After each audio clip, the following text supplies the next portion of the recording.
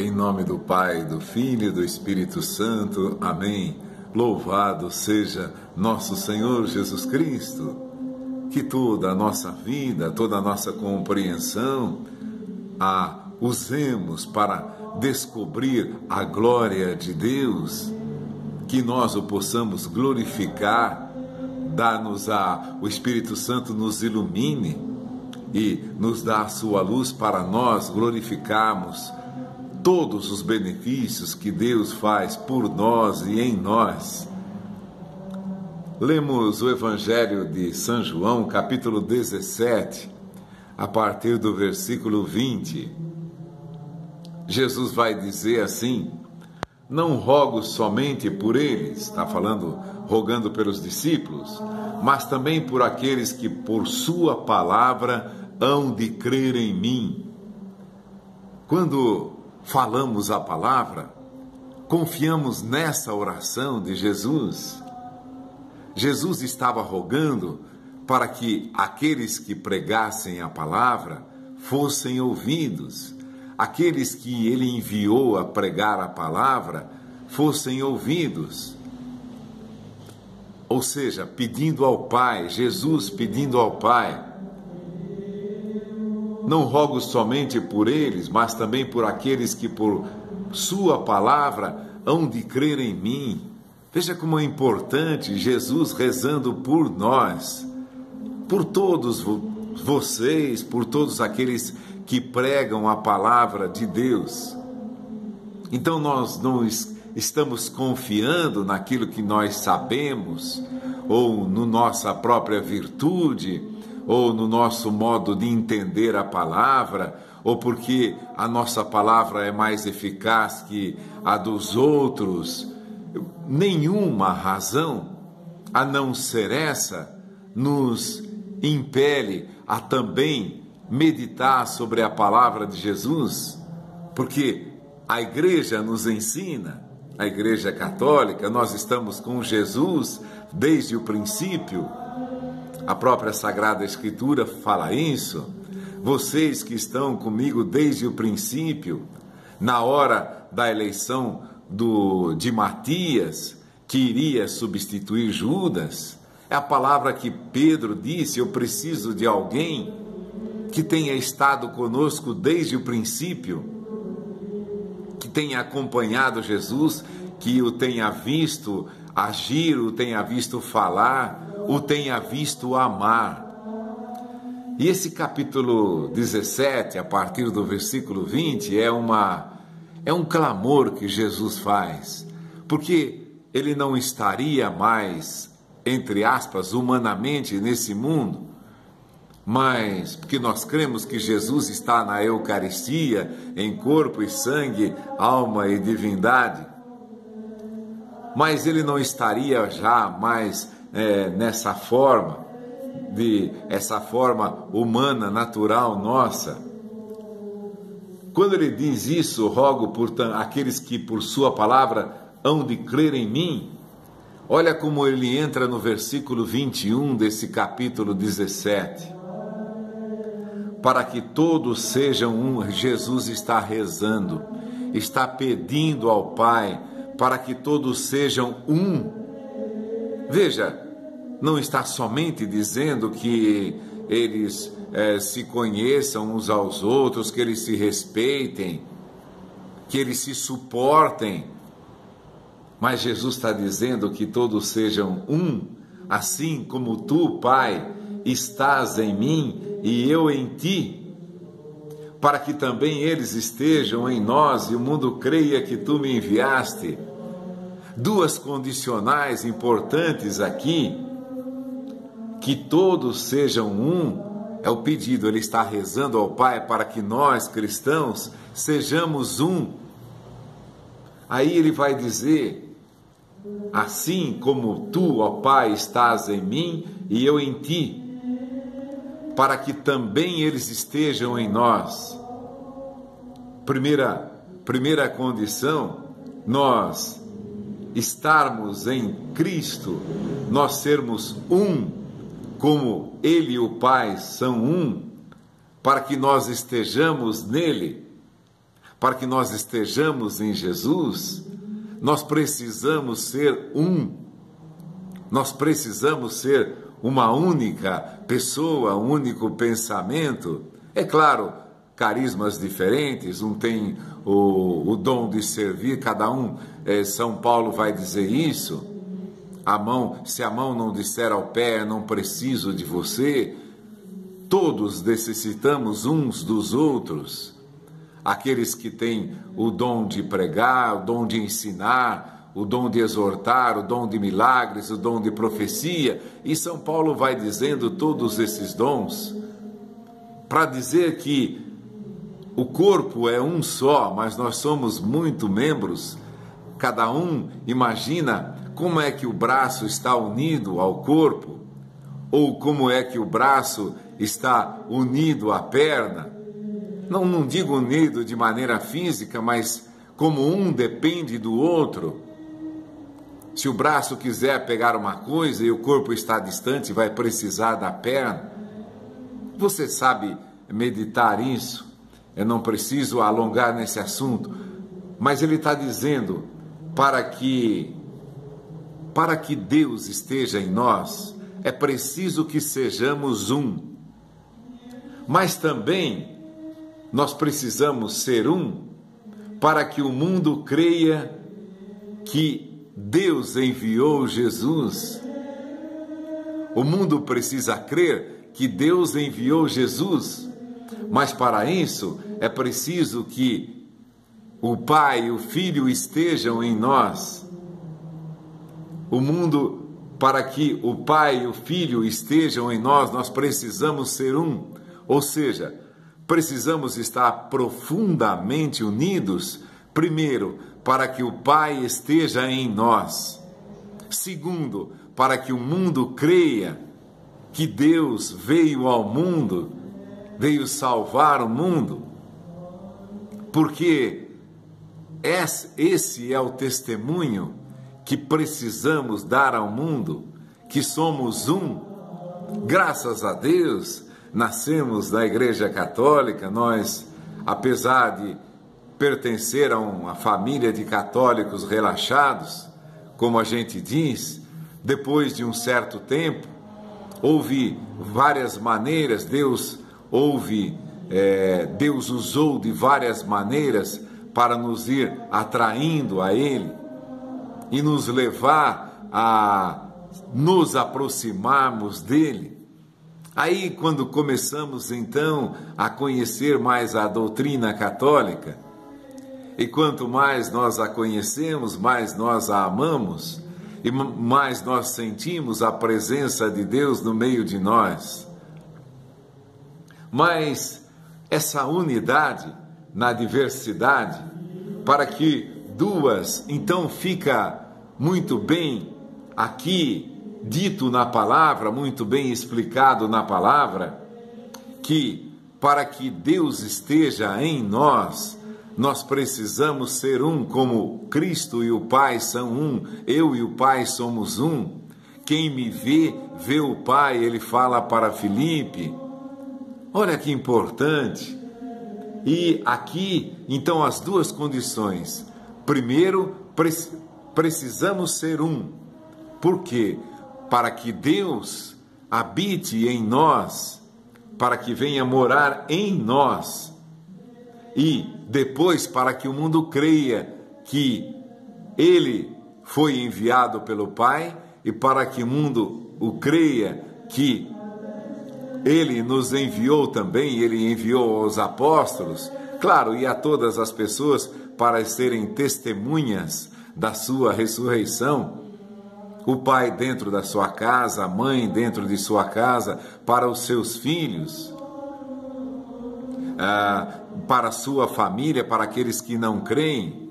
Outro dia estava vendo o testemunho de uma pessoa que diz que a mulher se converteu, mesmo não sendo católica, se converteu pela mudança do marido, e assim vice-versa, o marido pode se converter pelo testemunho da esposa. Olha como é importante que Deus esteja em nós, mas para isso precisamos estar unidos, e para também que o mundo creia que Jesus foi enviado pelo próprio Deus e é o próprio Deus, o Verbo era Deus e o Verbo é Deus. Então ele vai dizer, continua essa oração. Então é uma oração muito... Eu olho para esse trecho da Sagrada Escritura e vejo como uma oração, muito sentida de Jesus, depois daquela primeira briga que é narrada no Evangelho, entre os discípulos que estavam discutindo qual deles seria o maior. Você lembra, um determinado momento, Jesus para com os apóstolos e pergunta para eles o que vocês estavam discutindo pelo caminho.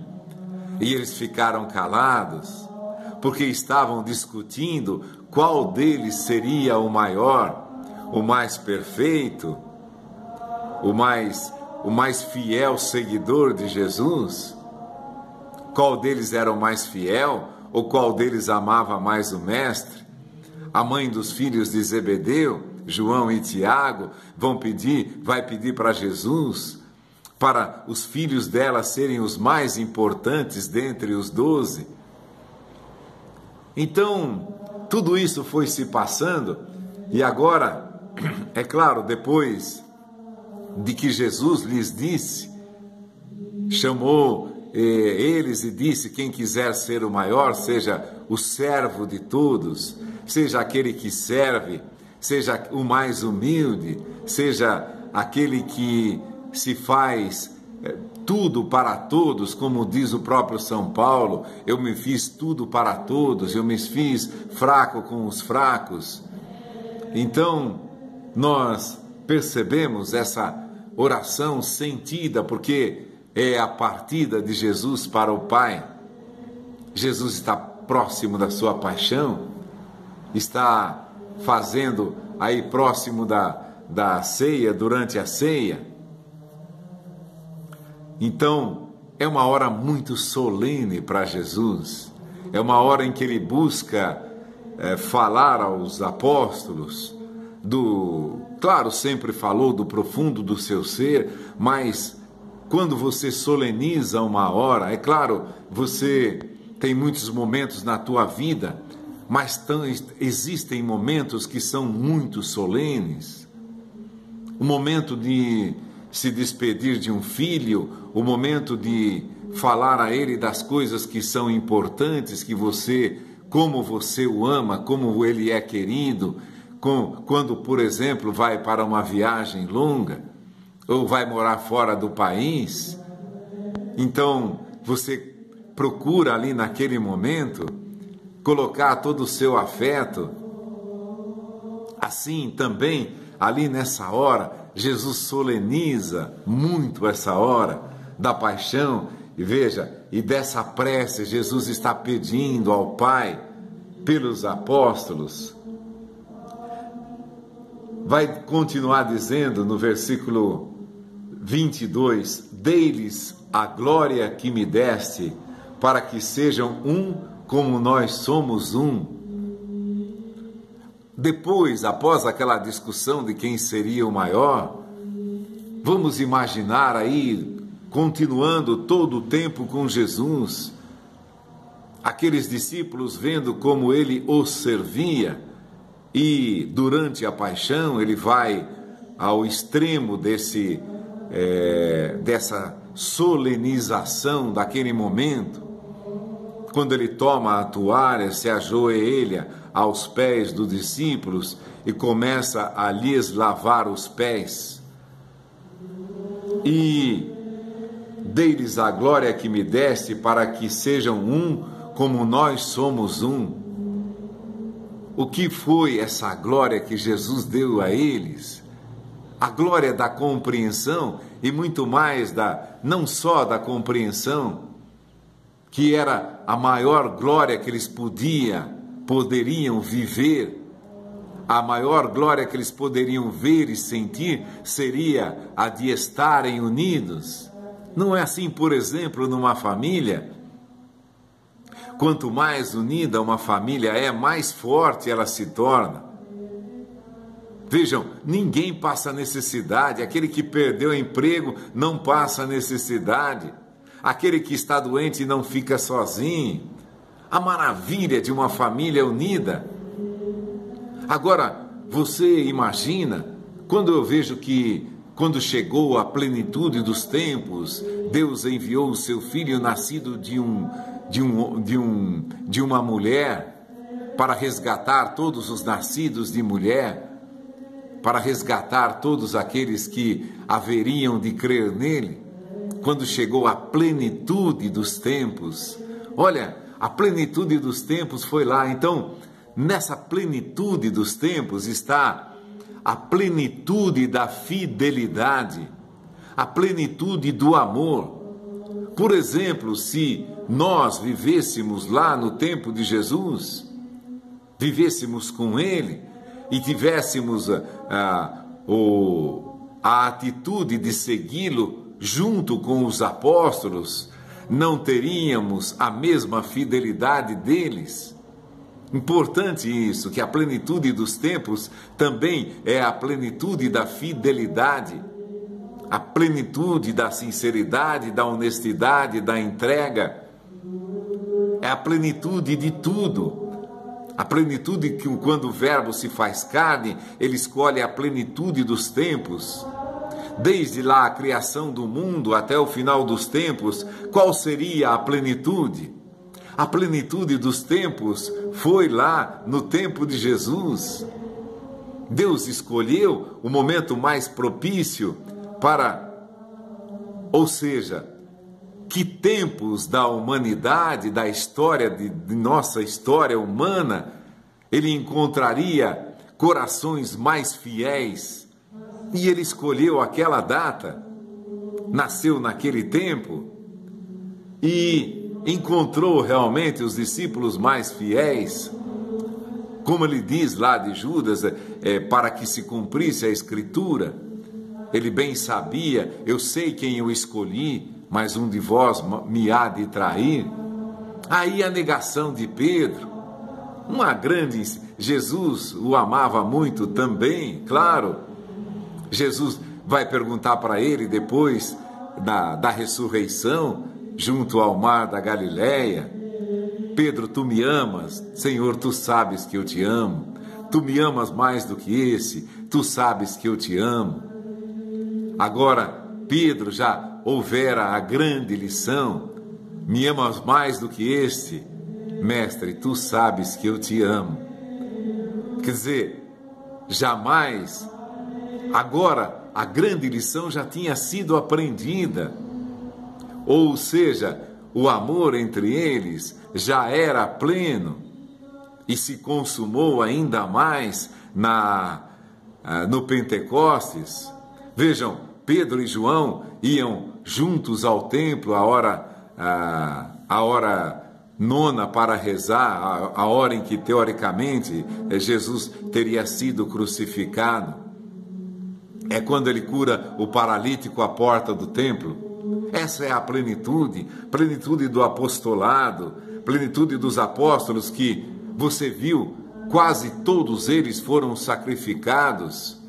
São Paulo decapitado, São Pedro crucificado de cabeça para baixo, São Simão, se eu não me engano, esfolado vivo. Agora, tantos outros apóstolos, o primeiro, Tiago, irmão de João, morto pela espada por Herodes, está narrado na Escritura. Estevão, um dos diáconos eleitos naquela reunião, morto a pedradas. Olha só a força desses apóstolos. Então é a plenitude do apostolado. Não tivéssemos nós vivido ao lado de Jesus esses 3 anos, não seríamos tão fiéis como esses. E depois, é claro, os santos que vieram, tantos deram a sua vida por Jesus, uns foram martirizados, outros foram decapitados, outros também esfolados vivos, outros queimados da fogueira, outros devorados. Você já ouviu a narrativa no começo do cristianismo, a perseguição, a grande perseguição que houve. Muitos foram devorados pelos dentes dos leões, das feras. Jogavam os cristãos numa arena com leões famintos e eram trucidados, triturados pelas feras. Olha o testemunho desses apóstolos. Então, logo nessa hora solene em que Jesus pede pela unidade, eu acredito que nós nem conseguimos imaginar a unidade que havia entre esses apóstolos do Cordeiro. Você vai ver, o Apocalipse, por exemplo, vai narrando as colunas da Nova Jerusalém, da Jerusalém Celeste. Cada uma das colunas tem o nome dos apóstolos do Cordeiro. As colunas da cidade da Jerusalém Celeste, cada uma das colunas tem o nome dos apóstolos do Cordeiro. Ou seja, toda a cidade edificada, todos aqueles que foram salvos foram edificados sobre a orientação dos apóstolos, como nós o somos, desde Pedro, Tiago, João, André, Bartolomeu, Filipe, Tomé, Mateus, Judas, filho de Alfeu. Então, nós fomos edificados sobre o fundamento dos apóstolos e profetas, e lá na cidade celeste vai estar o nome dos 12 apóstolos do Cordeiro, as 12 colunas da igreja que vão cercar a cidade de a Nova Jerusalém, a Jerusalém lá do céu. Olha a importância de igreja católica, você vai ouvir apostólica, romana, porque veio dos apóstolos. Agora, acredito que nem eu e nem você consigamos imaginar a profunda unidade que havia entre os apóstolos do Cordeiro. Você vê no mar da Galileia, logo depois da ressurreição, Pedro disse: eu vou pescar, nós vamos contigo. Olha o desejo, a unidade deles, que não sentiam mais a vontade de se separar. Não digo, estou dizendo de maneira errada, não há vontade, mas assim, nós compreenderam, depois dessa oração de Jesus também, compreenderam que o amor entre eles era mais forte do que tudo, mais forte do que um laço de família, mais forte do que, por exemplo, de irmãos gêmeos. Você sabe que o sangue de irmãos, você já ouviu histórias, e interessante, aconteceu, por exemplo, na morte do meu pai. Você sabe que o sangue grita muito forte dentro do coração. Eu estava viajando nessa época e meu pai, ele nem morreu de imediato, ele ficou ruim, ele teve se eu não me engano, um AVC, e não sei como isso se concretizou, porque ele ficou em coma, acho que 3 ou 4 dias. Interessante, na hora em que ele passou mal, eu estava fora daqui, eu estava junto com uns amigos viajando, e me deu uma tristeza profunda. E eu nunca tinha sentido tristeza tão profunda. E eu pensava: o que está acontecendo comigo? Está tudo bem? E eu estou sentindo essa tristeza profunda. Então, mas depois, quando cheguei, que fui saber que meu pai tinha ficado ruim naquela hora, eu não estava aqui. O sangue, você vê de irmãos que são gêmeos, univitelinos, a gente vê se um está sofrendo um problema, se eu sofri um acidente, eu tenho uma dor, o outro começa a sentir aquilo. Isso é um laço humano, é um laço de sangue, mas o laço dos apóstolos, muito mais real, muito mais profundo do que isso. Um sentia o que o outro sentia. Pedro disse: eu vou pescar, nós vamos também com você. Era tal a unidade, era tal o amor entre eles, que não se separavam. O que vai dizer os Atos dos Apóstolos, logo lá no comecinho, quando recebem o Espírito Santo, vai dizer, nossa, veja como eles se amam, aquilo era visível, era sensível, todo mundo via aquele amor e ficava, entre aspas, com inveja, porque transparecia o amor entre eles. Olha o fruto da prece de Jesus. E eu estava lendo um pouco antes de... É claro que a gente não tem fonte muito clara disso, mas eu estava vendo que existem, preste atenção nisso, mais de 200 mil denominações evangélicas. 200 mil denominações evangélicas. Sabe o que significa isso? Olha a prece de Jesus, para que todos sejam um, assim como tu, Pai, estás em mim e eu em ti, para que também eles sejam um em nós, e o mundo creia que tu me enviaste. A glória que eu dei-lhes, a glória que me deste, foi aquela glória dessa unidade perfeita que ele deu aos apóstolos, que era o grande desejo de Jesus nesta hora soleníssima, que ele queria esse amor profundo entre os apóstolos. Vejam como eles se amam. Vemos lá, por exemplo, podemos ler lá agora nos Atos dos Apóstolos. Olha como é importante, está narrado no capítulo 2 dos Atos dos Apóstolos, a partir do versículo 46, unidos de coração, frequentavam todos os dias o templo, partiam o pão nas casas e tomavam a comida com alegria e singeleza de coração, louvando a Deus e cativando a simpatia de todo o povo. Olha o fruto que Jesus deixou nesses apóstolos.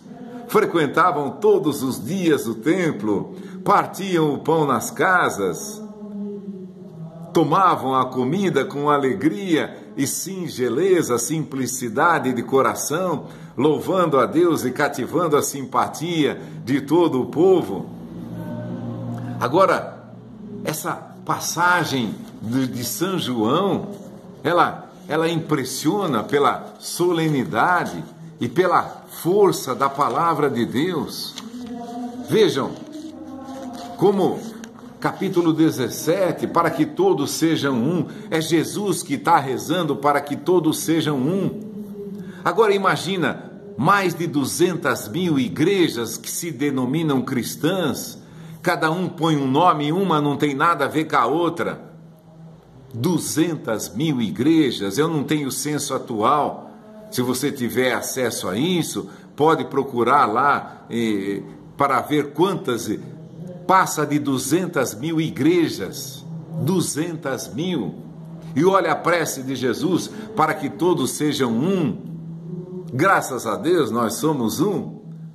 Nós somos, existe o nosso Pedro, nosso pastor supremo, que é ele que orienta toda a igreja, quando há dúvidas na fé, reúne o concílio, bispos do mundo inteiro reunidos em concílio, pondo a realidade da sua região. Olha a maravilha de estar unidos. E é claro, nós vamos crescendo nisso. Existem problemas na Igreja Católica? É claro que existe. Existem pessoas que querem desvirtuar a doutrina, que querem mudar a doutrina, a todo momento existe isso. Apóstatas, bispos apóstatas, que apostataram da fé, que seguiram outro caminho. Você está vendo aí, a igreja está lutando contra essa teologia da libertação faz tempo, querendo levar a igreja para o comunismo. Vocês viram aí várias alas da igreja apoiando o PT, se politizando e ainda se politizando da pior maneira. Alguns bispos apoiando isso. Uma vergonha para a nossa igreja. Claro que tem problema, mas nós sabemos a palavra que Jesus disse a Pedro: apacenta as minhas ovelhas. Alguns vão se separar, outros vão embora. outros renunciam à fé. Por exemplo, quantos padres que resolveram se casar e aí foram para outras igrejas, porque não lhes era permitido na Igreja Católica padres casados. Existe problema? Claro que sim, mas a graça de Deus, o grande pedido de Jesus é para que todos sejam um, e ninguém jamais, crendo nessa palavra de Jesus, ousaria fundar uma nova igreja, ou ousará no futuro fundar uma nova igreja, porque essa é a palavra de Jesus, que todos sejam um, para que o mundo creia que tu me enviaste, para que eu esteja nele, é preciso que eles sejam um. Que o Espírito Santo nos dê a graça de compreendermos isso. Em nome do Pai, do Filho e do Espírito Santo. Amém.